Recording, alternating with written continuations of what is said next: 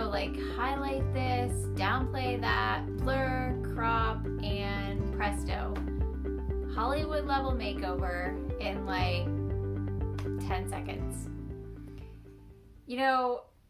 Humans have been concerned with kind of managing what other people think about them long before Instagram was a thing.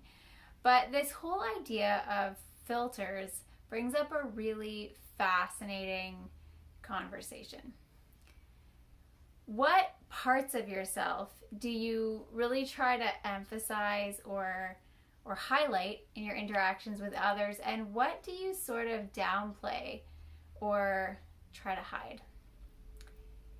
For me, the stuff that I tend to hide isn't necessarily the dark, scary secrets side of things. I think actually in a lot of ways our culture is quite open about some of that darkness, but I think for me a lot of what I try to hide or downplay from others is stuff that is actually really important to me, but things I feel like I'm not very good at. Like, it matters to me, but I can't do it as well as I wish I could do it.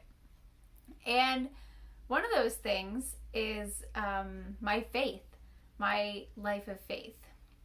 I don't mean the fact that I have a faith. Like, I'm a Christian minister, so it's hard to have that be your job and hide the fact that you're a Christian from others. But what I mean is like the fabric of my faith and how that works out in my day-to-day life.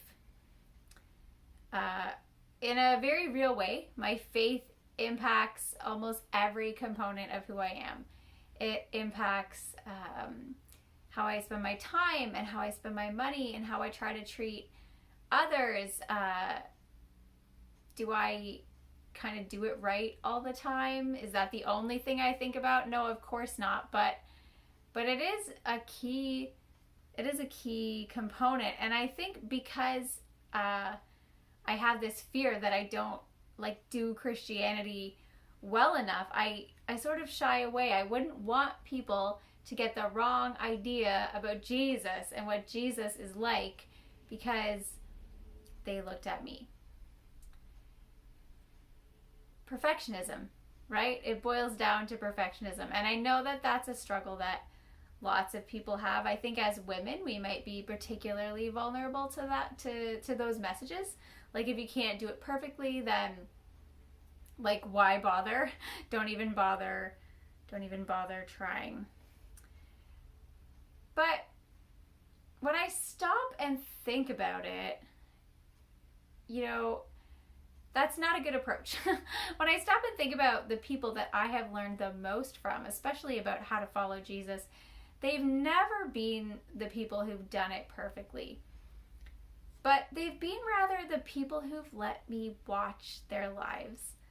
The people who've let me see them following Jesus in real time, and sometimes struggling, and sometimes making mistakes, and yet doing it kind of in spite of all of that.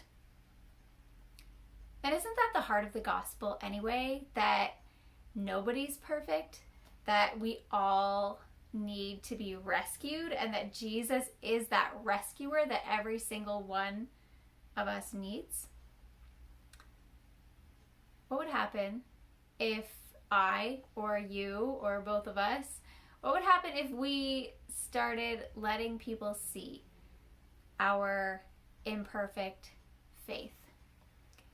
What would happen if, when you're waiting in line at the grocery store or at the doctor's office or at school drop-off, and you get into that inevitable conversation about masks, you said something like, well, as a Christian, loving our neighbors is a really important part of that for me. So even though I don't like my mask, for me, that's a way I can love my neighbors.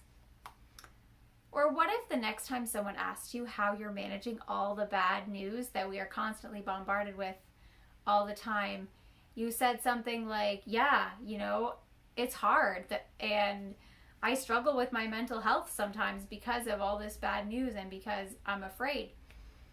But I'm trying to give it over to God in prayer. I'm trying to trust God even though the world looks really scary, like my faith invites me to do. What if what our friends and neighbors really need to see is not a perfect person following Jesus perfectly, but an imperfect person following Jesus for real?